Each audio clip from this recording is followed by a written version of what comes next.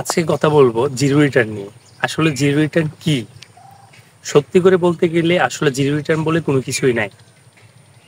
প্রতি বছর এনবিআর এর কাছে যারা ৩ সার্টিফিকেট নিয়েছে তাদেরকে হচ্ছে সম্পদ, আয়, ব্যয়, ইনকাম সবকিছুর একটা হিসাব হচ্ছে এনবিআর এর কাছে দিতে হয়। যেটাকে আমরা রিটার্ন বলে থাকি। এই রিটার্ন বলতে অনেকে এক শ্রেণীর মানুষ মনে করে থাকে জিরো রিটার্ন। আসলে এটা জিরো রিটার্ন বলে কোনো কথা নেই। কারণ আপনার যে রিটার্নের ব্যাপার আসতেছে যদি আপনার ইনকাম ট্যাক্সেবল না হয়, অর্থাৎ একজন ব্যক্তি পুরুষ হিসাবে যদি আপনার ইনকাম ৩,৫০,০০০ টাকার নিচে হয়, তাহলে দেখা যায় হচ্ছে আপনার কোনো ট্যাক্স দিতে হবে না। সেটার জন্য আমরা অনেকে বলে থাকি এটা একটা জিরো রিটার্ন, কিন্তু না। বর্তমানে এই জিরো রিটার্ন বলে এটা একটা মহামারী আকারে চলছে। আপনি একটা কম্পিউটার দোকানে গেলেন, ওরা আপনাকে একটা জিরো রিটার্ন বানায় দিল। সেই ক্ষেত্রে দেখা যায় আপনার প্রকৃত আয় ব্যয়ের তথ্যগুলো সেখানে দিল না। আপনার একটা এফডিআর ছিল, আপনার কিছু সম্পদ ছিল, আপনার জমি ছিল, কোনো তথ্য ঠিকভাবে না দিয়ে শুধু সে রিটার্নটাকে সাবমিট করে দিল। এতে কি হবে? এতে দেখা যায় এনবিআর থেকে আপনার নামে চিঠি ইস্যু করবে। চিঠি ইস্যু করার পর আপনার ইনকামের হচ্ছে কারণ ব্যাখ্যা চাইবে যে আপনি যেটা দিছেন আসলে কি ঠিক কিনা। কারণ আপনার ইনকাম অথবা আপনার আইডেন্টিটির উপর ভিত্তি করে এনবিআর একটা টার্গেট করবে যে আপনার ফাইলটাকে অডিটে ফেলবে কিনা অথবা রিটার্নগুলো ঠিকভাবে হয়েছে কিনা। বর্তমানে আরো একটা ইস্যু দেখা যায়, যখন অনলাইন রিটার্নগুলো আসছে তখন দেখা যায় অনেকেই কম্পিউটার দোকান বা যারা বুঝে না তাদের থেকে রিটার্নগুলো সাবমিট করে নিচ্ছে। এটা একটা অসুবিধা আছে, সেটা হচ্ছে আপনার রিটার্নটা থার্ড পার্টি দিয়ে ভেরিফিকেশন হচ্ছে না। যদি আপনি ফিজিক্যালিও রিটার্নটা জমা দিতেন, সার্কেলে যখন যেতেন, তখন দেখা যায় তারা এই রিটার্নটাকে সুন্দর করে একবার হলেও দেখতো। দেখার পর যদি মনে হতো যে আপনি রিটার্নটা ভুল করেছেন, তখন তারা হচ্ছে এই রিটার্নটাকে আবার ভেরিফাই করতো।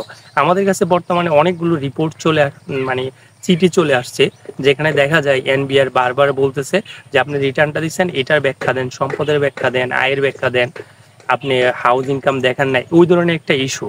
এর কিন্তু আমরা যারা ট্যাক্স প্র্যাকটিস করি, আমাদের কাছে অনেক সময় ট্যাক্স পেয়েরা এসে বলে যে আমাকে একটা জিরো রিটার্ন সাবমিট করে দেন। তা আমরা যখন জিজ্ঞেস করি যে আপনি জিরো রিটার্ন যে সাবমিট করবো, আপনার ইনকাম আয় ব্যয় সম্পর্কে আমাকে কিছু বলেন, তখন দেখা যায় তার বাড়ি ভাড়ার উপর ইনকাম আছে, জমি জমার উপরে, জমি কৃষি ইনকাম আছে, স্যালারি ইনকাম আছে, বিভিন্ন ধরনের ইনকাম তার আছে, কিন্তু সেই জিনিসগুলোকে হাইড করতে যাচ্ছে। অথবা অনেক সময় বলে যে আমার একটা এফডিআর আছে, এটা আপনি দেখেন না। কিন্তু সবগুলা জিনিস প্রথম রিটার্ন হচ্ছে ভালোভাবে দেখানো উচিত। তাই আপনারা হচ্ছে একটা রিটার্ন সাবমিট করার আগে অবশ্যই যারা প্রফেশনাল আছে তাদের সাথে কথা বলবেন। কারণ আপনি চিন্তা করেন, আপনার যদি রোগ হয় ডাক্তারের কাছে যান, সেখানে ১,০০০ টাকা ১,৫০০ টাকা দিয়ে একটা প্রেসক্রিপশন করান, বিভিন্ন ধরনের টেস্ট করান, কিন্তু আপনার প্রতি বছর একটা রিটার্ন সাবমিট করবেন, এখানে আপনি কারো কোনো প্রফেশনাল হেল্প নিচ্ছেন না। না নিয়ে কি হচ্ছে, যখন আপনি নর্মাল রিটার্নটা দিচ্ছেন, রিটার্নে কোনো ভুল হয়ে যাচ্ছে, তারপর আপনার নামে চিঠি আসছে, আপনি কিন্তু কম্পিউটার দোকানে গিয়ে বলতে পারবেন না যে আপনার রিটার্নটা ভুল হয়েছে, আপনি ঠিক করে দেন নাই। কারণ সে কোনো রেসপন্সিবিলিটি নিবে না। পুরো রেসপন্সিবিলিটি হচ্ছে আপনার। তাই আপনি যেটা করবেন, কারো ভালো কোনো একজন প্রফেশনাল থেকে আপনি অবশ্যই আপনার সকল তথ্য দিবেন। আপনার আয়, ব্যয়, সম্পদ যা আছে। তারপর যদি ট্যাক্স আসে, তারপর ট্যাক্স দিবেন, আর ট্যাক্স না আসলে ট্যাক্স দিবেন না। কিন্তু আপনি আপনার ট্যাক্সেবল ইনকাম আছে, আপনি কখনোই সেটা জিরো রিটার্ন দিবেন না। মনে করেন আপনার ট্যাক্স আসতো ৫,০০০ টাকা, কিন্তু আপনি রিটার্নটা জিরো করে দিলেন। তাতে কি হলো, যখন একটা এনবিআর এটা চেক করবে, তখন দেখা যায় আপনার এই যে উকিলের কাছে যেতে হবে, তখন তো আর আপনার কম্পিউটার দোকানে বলতে পারবেন না যে আমার একটা হিয়ারিং আছে, হিয়ারিং একটা অ্যাটেন্ড করেন। তখন অন্য কারো হেল্প নিতে হবে, তখন তাদেরকে ফি দিতে হবে, বিভিন্ন ধরনের ঝামেলা ফেস করতে হবে। তাই আপনারা অনলাইনে দেন অথবা অফলাইনে দেন, অবশ্যই জিরো রিটার্ন বলে কোনো কথা নাই।